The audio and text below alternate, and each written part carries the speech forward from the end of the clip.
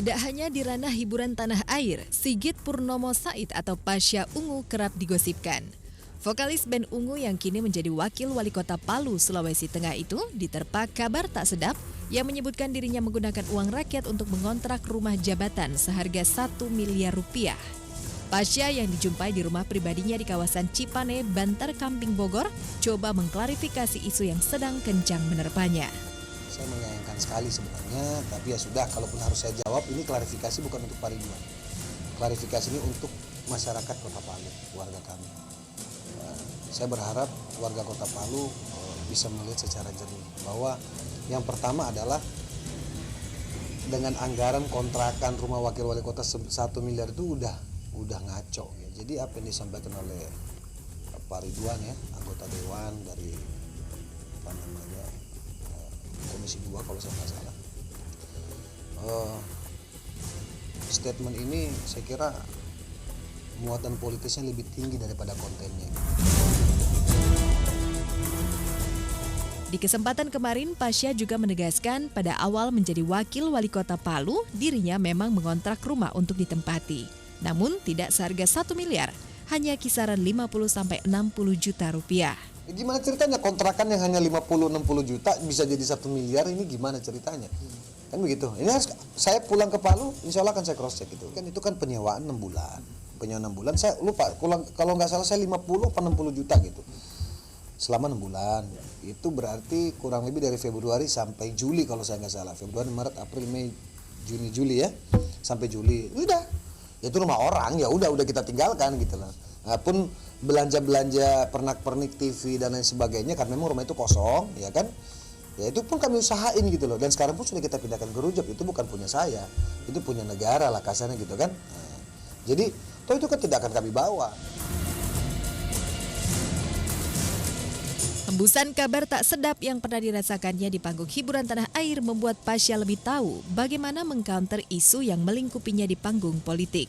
Terlebih isu yang dihembuskan oleh salah satu anggota Dewan Kota Palu itu tidak berdasarkan fakta. Pada saat proses asistensi anggaran, kami ada di situ, gitu loh. Termasuk anggaran bagian rumah tangga atau umum, gitu loh. Jadi kami tahu besaran anggaran di situ dan apa saja yang ada di situ, gitu. Dan sebelum ini ditetapkan menjadi era APBD 2017, kan lewat pembahasan DPR dulu.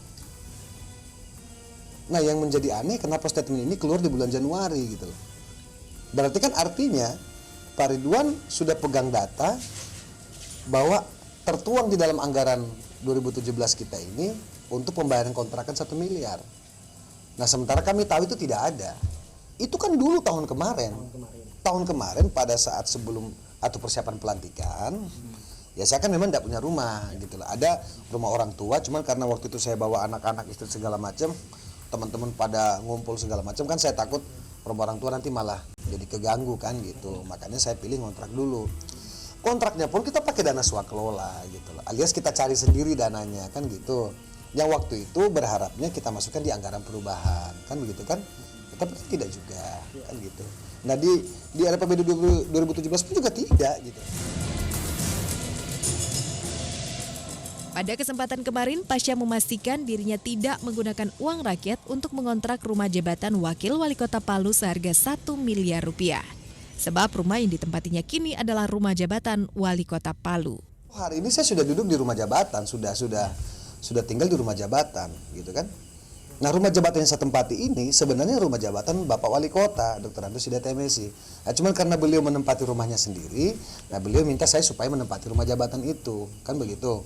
Nah, pun ada anggaran untuk rumah jabatan, ya betul untuk ngisi pernak-pernik dan lain sebagainya, itu pun tidak sampai 1 miliar gitu loh. Ya, artinya saya berharap khususnya kepada Pak Ridwan, ya kalau misalnya mengeluarkan statement ya, tanpa didukung dengan data, saya kira jangan sampai ini menjadi polemik di masyarakat. Klarifikasi yang dilakukannya ternyata bukan untuk orang yang telah melontarkan kabar tak sedap ke tengah masyarakat, namun ditujukan kepada masyarakat khususnya warga Kota Palu, Sulawesi Tengah. Namun demikian, sekembalinya ke Kota Palu, dirinya akan mempertanyakan hembusan kabar tak sedap tentang dirinya yang menggunakan uang rakyat untuk mengontrak rumah jabatan wali Kota Palu. Dalam kesempatan ini saya hanya ingin menyampaikan bahwa kepada masyarakat ya Kota Palu bahwa berita yang beredar yang disampaikan oleh Pak Ridwan H-1 ya kalau saya nggak salah namanya terkait dengan biaya kontrakan rumah itu tidak benar ya, tidak ada anggaran itu, tidak ada kita masukkan dalam penganggaran 2017. Jadi pesan saya juga kepada Pak Ridwan mohon sedikit ya berhati-hati dalam mengeluarkan statement karena saya ya wajar kalau saya berpikir ini tendensius sekali gitu loh, maksudnya muatan politisnya jadi lebih tinggi gitu loh. Ya saya berharap teman-teman di DPR ya khususnya dalam hal ini Pak Ridwan barangkali yang mengeluarkan statement terkait dengan kontrakan saya yang 1 miliar ini ya mohon ya artinya diperiksa kembali lah.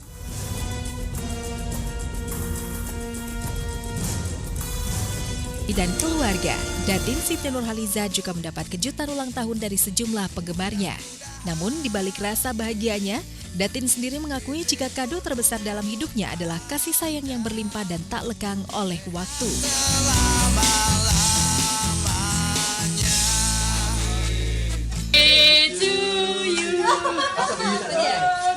Oh, nyanyiannya. Happy birthday to you. Happy birthday to you. Oh, thank you.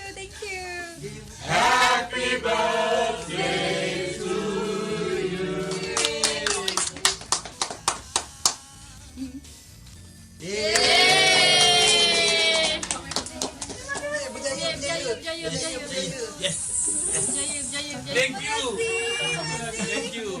Aduh, terima kasih. Oh, Kak Z arrange. Thank you Kak Z. Kak Z walaupun jauh tetap di hati. Ingat Siti punya birthday. Ingatkan Kak Z nak buat surprise datang sini. Kak Z, thank you. I love you. Muah.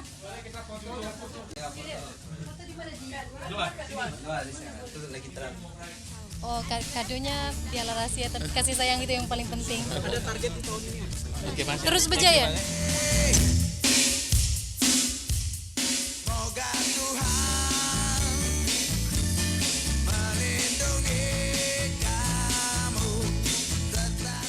Datin Siti Nurhaliza benar-benar diperlakukan secara istimewa oleh keluarga dan penggemarnya. Hal itu tentu sejalan dengan nama Datin Siti Nurhaliza.